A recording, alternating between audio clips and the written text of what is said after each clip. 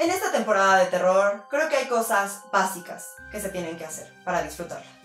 Como por ejemplo, comer pie de calabaza, o ir por un pumpkin latte, a mí me encantan, o tallar calabazas, ver películas de terror, o leer clásicos de terror.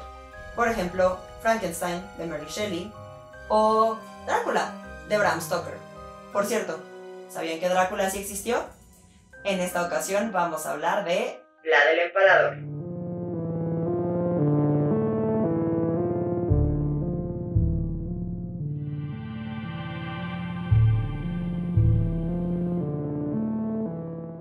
Bienvenidos a un nuevo episodio de Podcast Historias de Terror. Yo soy su presentadora, Cas Monterrubio, y como siempre en este podcast hablamos de temas de terror en general.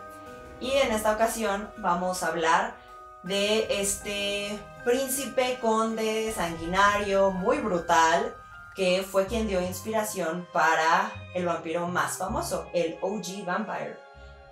Curiosamente, esta historia no ocurrió ni muy lejos ni mucho tiempo antes de la historia de nuestro especial pasado, Elizabeth Bathory. Entonces, si en algún momento dicen, claro, esto tiene relación con, por supuesto, es por eso. No era la intención, pero pasó. Así que, sin más por el momento, empecemos con la historia de Vlad el Empalador. Pero, primero empecemos con ¿por qué surgió Drácula? ¿De dónde se le ocurrió a nuestro querido Bram Stoker? Pues, en 1897 estábamos en pleno auge del terror gótico, de las novelas de terror gótico. Por ejemplo, la primerita, la reina del terror, Mary Shelley, había escrito Frankenstein en 1818. También se había escrito Jane Eyre en 1847 por Charlotte Brontë. El Cuervo lo escribieron en 1845 Edgar Allan Poe. Y Sleepy Hollow, no recuerdo el autor, fue escrito en 1820. Entonces ya venían encarrerados, ya este era el mero momento del terror gótico. En ese año, un autor irlandés llamado Abraham Bram Stoker decidió crear un vampiro rumano que estaba sediento por sangre. Lo tomó inspirado de las leyendas del centro de Europa de vampiros no muertos. Y déjenme decirles que ese es otro episodio por completo. Me encanta esa historia, algún día lo vamos a cubrir. Sé que digo eso siempre, pero aunque no lo crean, lo tengo todo anotado. Esa es otra historia, increíble historia, muy intrigante, pero esa es otra. Basándose en las leyendas de los no muertos de Europa, decidió crear a Drácula. Que por cierto, fun fact, no le fue bien al principio, como muchas cosas que ahora son íconos y cultura general, no le fue bien en un inicio. Fue hasta el siglo XX con las adaptaciones de cine que la historia tuvo un auge mayor y que la gente lo conoció. Pero la historia no estuvo solamente inspirada en los vampiros. También es la leyenda de un personaje que empalaba a sus enemigos y comía alrededor de los cadáveres. Vladislaus Drácula vivió en los Balcanes a principios del siglo XV. ¿Qué pasaba en los Balcanes en esa época? Créanme que es importante porque esto, más que el origen de Drácula, esto es una lección de historia. Aprendí un montón de zonas que no sabía ni que existían. Entonces, ¿qué pasaba en los Balcanes en el siglo XV? Al este, el Imperio Otomano se está expandiendo por Europa y está empujando a los estados cristianos fuera. Los cristianos, por su parte, están intentando hacer frente por todos lados por donde encuentran. Principalmente el Reino de Hungría. ¿Les suena familiar? Les dije que hay muchas cosas muy parecidas, muy cercanas más bien. Muy cerca de la frontera turca está Valaquia, que actualmente es Rumanía. Valaquia, principalmente, es una zona de guerra. Valaquia es un principado, así como Transilvania, que lo mencionamos en el episodio pasado. Y el príncipe de Valaquia es Vlad II Dracul, padre de nuestro personaje principal.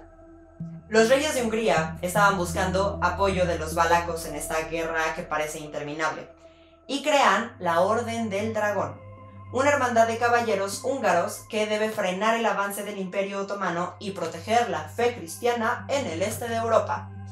O sea, misioneros, caballeros, suena como el rey Arturo y la mesa redonda, algo así, la Orden del Dragón. Vlad nace en este contexto.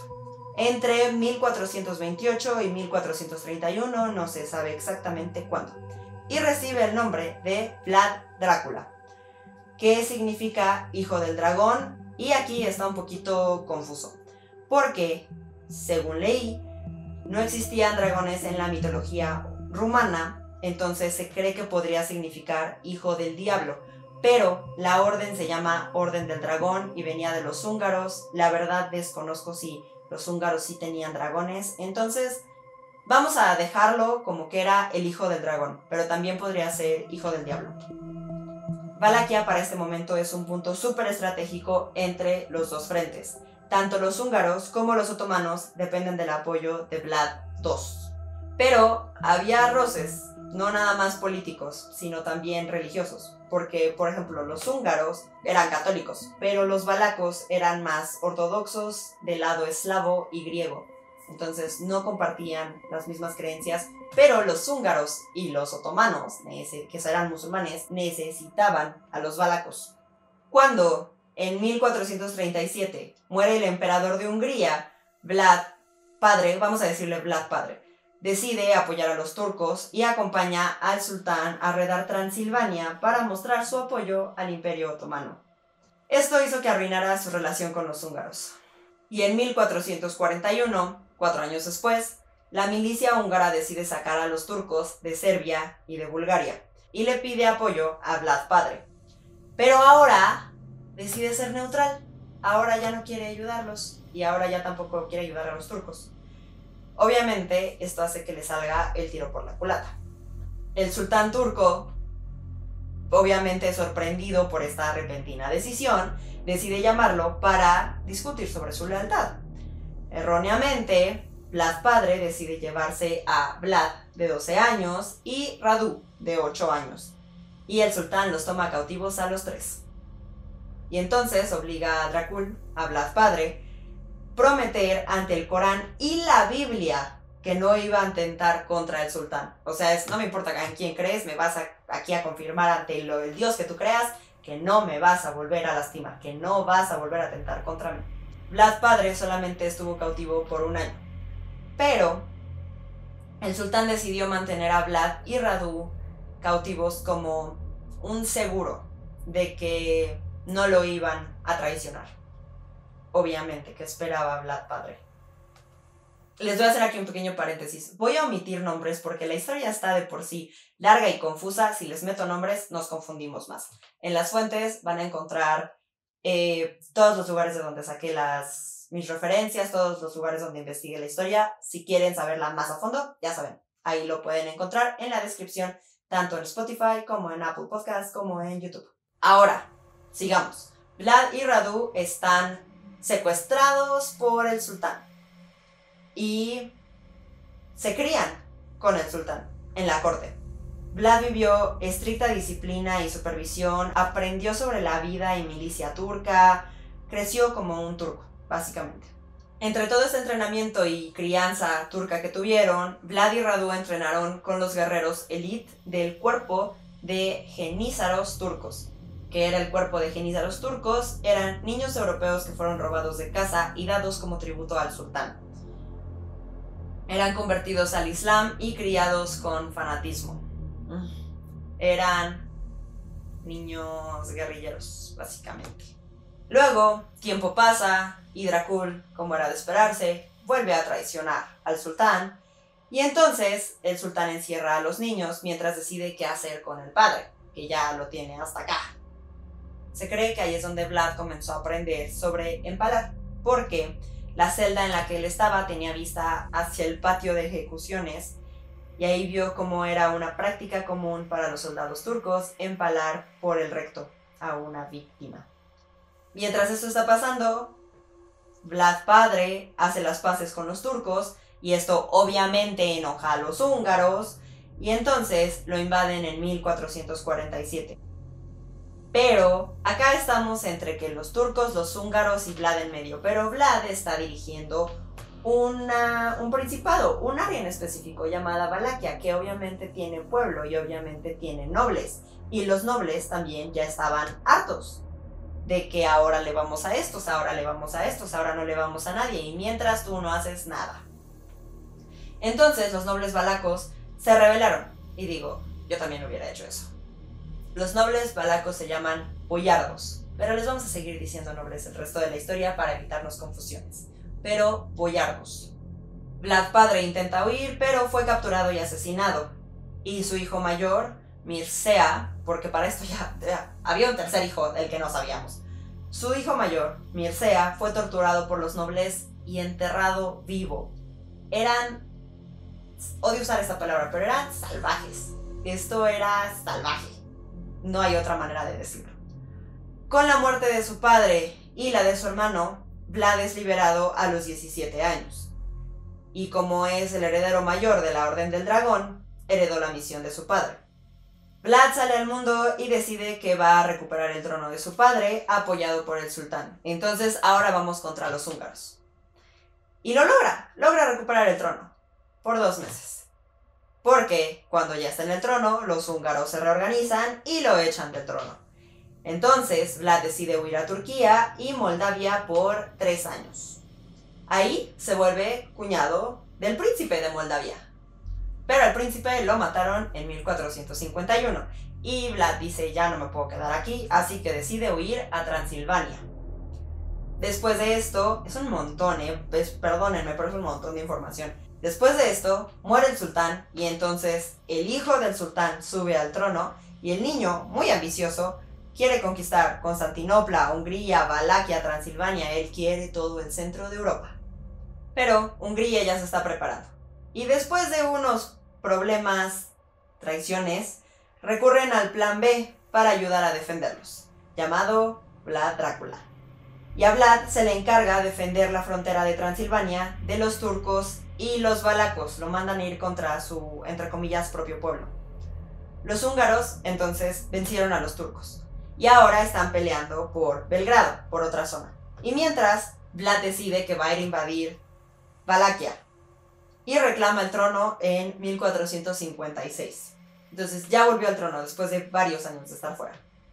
Y obviamente hubo conflicto con los nobles valacos, porque si no querían al padre, menos van a querer al hijo. Y acá es donde comienza su carrera en la tortura. Para discutir, entre comillas, sus diferencias con los nobles, decide invitar a 200 de ellos a un festín.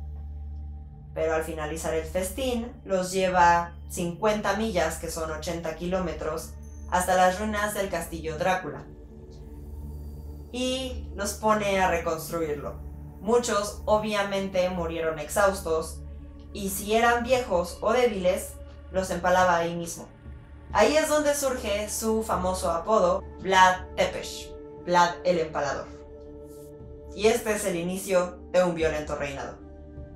Creó posiciones nuevas en el gobierno llamadas Armasi, que era prácticamente gente extranjera, gitanos, criminales, mercenarios. No era gente agradable. No estoy diciendo que los extranjeros no sean agradables, pero en este caso, en este contexto, no era gente agradable. Y todos ellos conformaban a la policía secreta de Vlad, que prácticamente se encargaban de ejecutar sus órdenes sin preguntar nada. Y mataban a la gente por lo más mínimo. Entre las formas en las que ejecutaban a la gente, los aplastaban con ruedas de carruajes, los despellejaban vivos, los empalaban en estacas, y el método predilecto era, como vimos de los turcos, por las pompas saliendo debajo de los hombros, y así evitaba los órganos vitales, por lo cual la víctima se retorcía y sufría durante 48 horas aproximadamente. Era tortura. También, entre otros métodos, los rostizaba en brasas.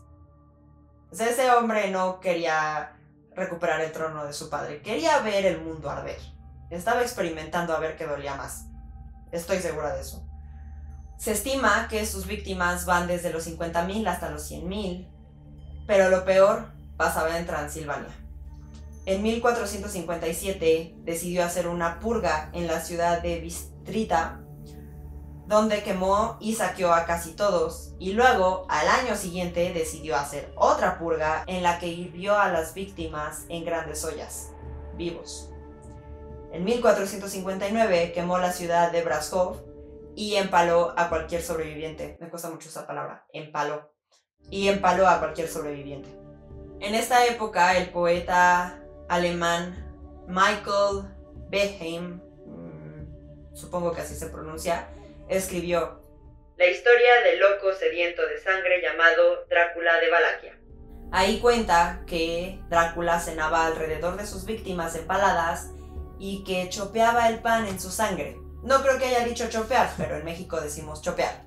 Chopeaba el pan en la sangre de sus víctimas. De ahí es donde se le empezó a relacionar por primera vez con el vampirismo. Y aunque claramente odiaba a los turcos, pero también odiaba a los húngaros y también odiaba a su propio pueblo, decidió seguir la tradición de su región y pagar tributo al sultán. Supongo que en ese momento creyó que le convenía más. Les daba libre paso por la zona, además mandaba 500 niños al año al cuerpo de jenízaros, hasta que un día cambió de opinión. El Papa Pío II llamó a una cruzada en 1459 y el único líder europeo que dijo que sí iba a ir fue Drácula. Y entonces decidió dejar de pagar tributo y mandar niños. Tal vez, se cree que tal vez honrando a su padre, pero ¿de dónde le salió la conciencia de la nada? Cuando durante un rato sí estuvo dejándolos. No creo que haya sido por honrar a su padre, era porque era lo que le convenía en ese momento. Entonces, cuando les dice no quiero mandarles nada, ya no pueden cruzar, bye. Los turcos deciden que van a intentar cruzar el Danubio y robar niños, pero son encontrados en Valaquia por el Armasi y los empalan. Y entonces el sultán decide mandar embajadores, pero cuando se encontraron con Vlad decidieron no quitarse el turbante, que era una señal de respeto, y eso le enojó mucho a Vlad y decidió clavarles el turbante a la cabeza y regresar los cuerpos al sultán. Y entonces el sultán ya está muy enojado y decidió que iba a capturarlo como a su papá. Pero Vlad se enteró antes de tiempo y se la volteó. Se disfrazó de general turco y como hablaba muy fluido, convenció a los guardias de abrir las puertas y entonces su gente invadió. Después de todo esto, en algún punto, los turcos sí lograron invadir Valaquia, pero Drácula los alcanzó cuando iban por el Danubio. Los turcos ahí perdieron a la mitad de su gente en batalla. Y curiosamente la gente lo vio como un héroe, a Vlad. Vieron a Vlad como un héroe. Hasta el Papa Pío lo mencionó. Pero el sultán no se va a dar por vencido, realmente odia a Vlad Drácula. Así que vuelve a atacar y logra cruzar el Danubio y ahora sí logra terminar de invadir Valaquia. Drácula entonces decide retraerse a las montañas. ¡Cobarde! Aplica la ley de la tierra Scorched Land, se le llama en inglés. Decide arrasar con la tierra, matar ganado, envenenar el agua, lo que fuera con tal de evitar que avanzaran. El pueblo no importa, pero no iba a dejar que avanzaran. Pero el sultán seguía avanzando. Hasta que estaba más o menos a 95 kilómetros de la capital, fue cuando se encontró con un bosque de turcos empalados. Ya imaginarán cómo. Esto logró espantarlo y logró que se retrayeran. Pero, ¿a qué costo? O sea, Vlad ya no tenía armada, no tenía pueblo, no tenía tierra fértil. Y además, ¿se acuerdan de Radu? De su hermano. Pues, ¿se dieron cuenta que nunca dije que a él lo dejaron libre?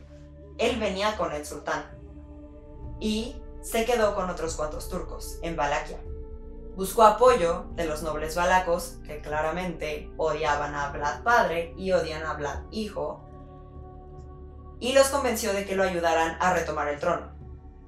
Ya estaban hartos de Vlad, así que dijeron, ok, me parece bien.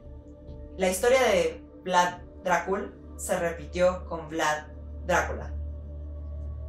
Lo invadieron tanto por fuera como por dentro. Los mismos nobles que se le voltearon a su papá, se le estaban volteando a él.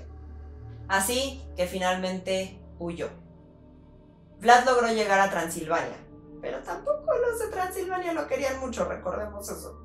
Ahí en Transilvania pidió ayuda al emperador Matías Corvinus, que si le suena a él Matías y la zona es porque es un pariente medio alejado de Matías II, el emperador húngaro que mandó investigar a Elizabeth Bathory. Investigué la línea de tiempo y son como 6, 7 personas de diferencia entre ellos dos y como 3 generaciones. Pero, como ya aprendimos en esta historia, no existen las lealtades. Así que el emperador decidió reconocer a Radu como el legítimo gobernante y encerró a Vlad, argumentando que tenía documentos de que había hecho una tregua con el sultán, las cuales eran falsificaciones germanas que hicieron los germanos porque estaban hartos de todo lo que les hizo en Transilvania. Y así es como Vlad Tepes cae de la gloria. Y yo creí que ya estaba por acabar cuando llegué a este punto de la investigación, pero no, todavía faltaba. Fue prisionero del emperador húngaro por 12 años y mientras era prisionero se dedicó a torturar y empalar roedores que se encontraba en su celda. Este hombre sí tenía una obsesión con empalar gente. Empalar cosas, no gente, empalar lo que fuera. Estaba enfermo. Pero, a pesar de la presión de los germanos por ejecutarlo, el emperador decidió no ejecutarlo, e incluso le permitió casarse con su prima, con quien tuvo 2 hijos. Así como ese otro gobernante que lo dejó ser cuñado, también tenía carisma el Vlad, al parecer.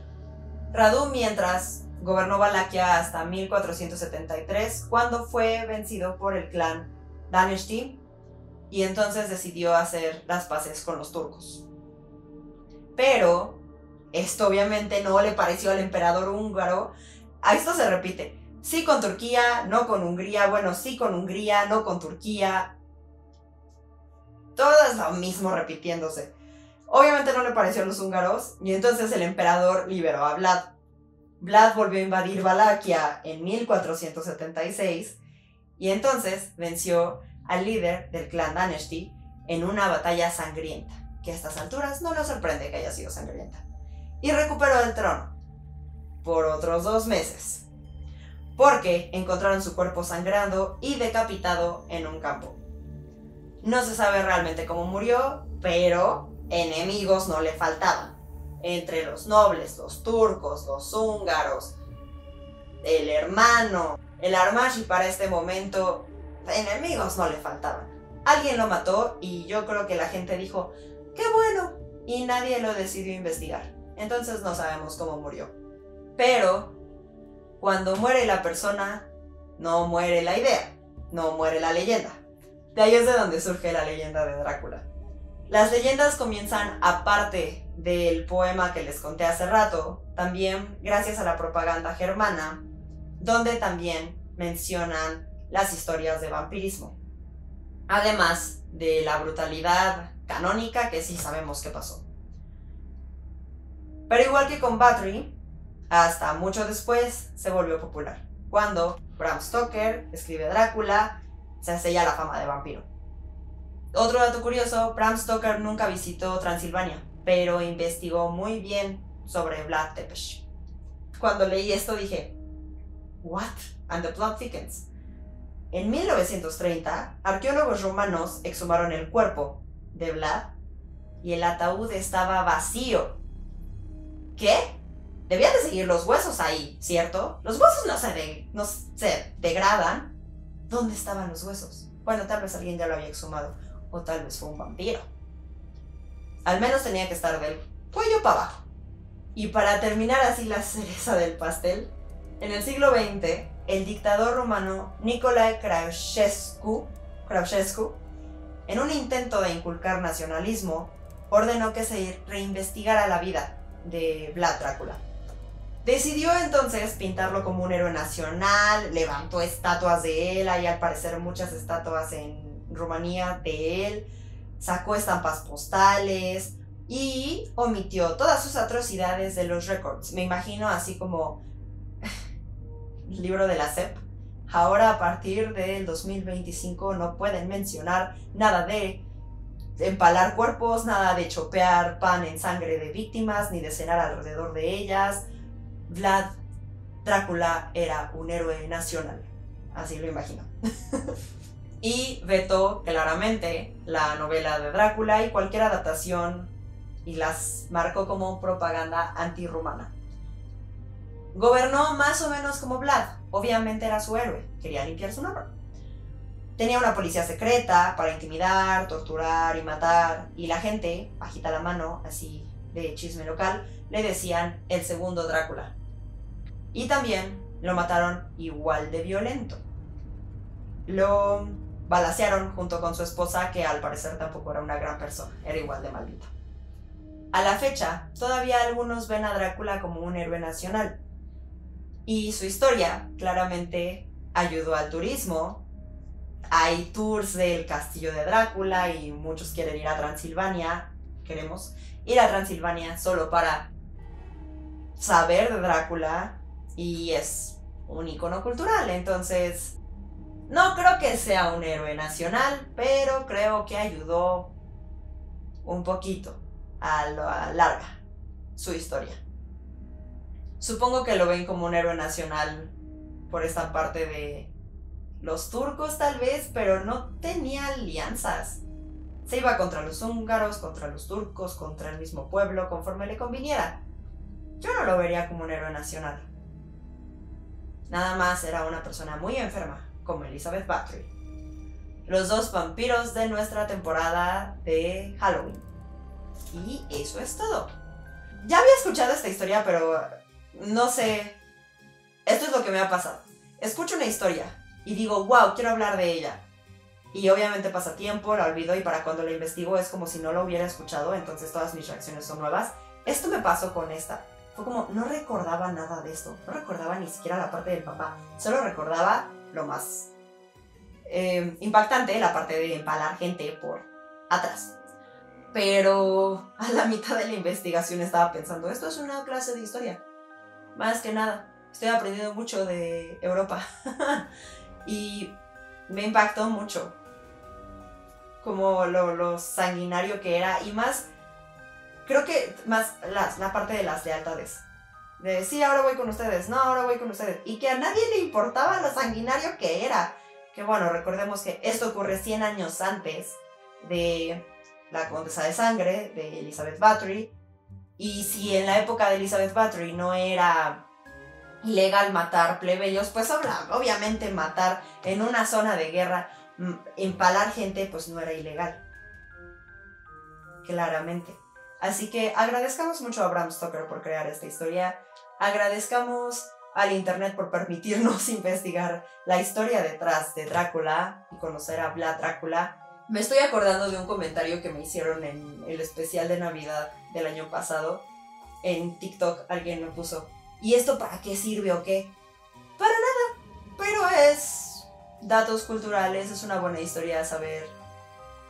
Y espero que lo hayan disfrutado, así como disfruté yo de investigarla. Este es nuestro segundo de 3 especiales de Halloween, entonces los veo hasta la próxima para nuestro especial, el más importante de Halloween, para cerrar esta gran época del año. Recuerden que me pueden mandar sus comentarios, temas de sugeridos de historias a cubrir a podcasthistoriasdeterror@gmail.com y recuerden también seguirme en mis redes sociales, podcast-historias terror en TikTok y podcast-historias de terror en Instagram. Ahí se pueden enterar de los nuevos episodios y de las curiosidades oscuras que este mes tienen temática de Halloween.